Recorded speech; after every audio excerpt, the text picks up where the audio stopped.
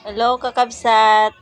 Magbuburo ako ngayon ng kamatis, mga kakabsat. Yan, niwa ko po sa gitna at nilagyan ko po ng asin, mga kakabsat. At nilagay na po sa garapon. Yan po. Yan.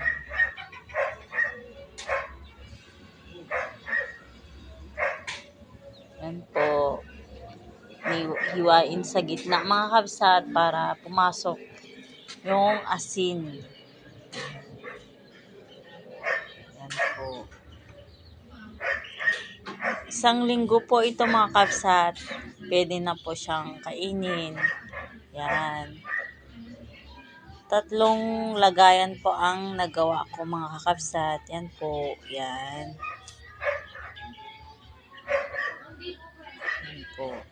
Masarap po ito, mga kakabsat. Na maburo na kamatis. Yan. Tinakpan ko na, mga kakabsat.